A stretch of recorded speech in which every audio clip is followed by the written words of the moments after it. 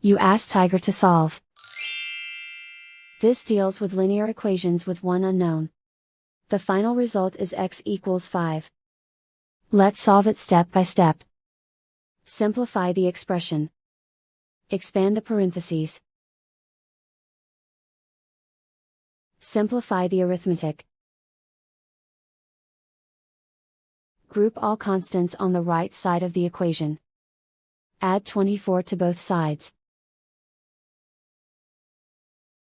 Simplify the arithmetic.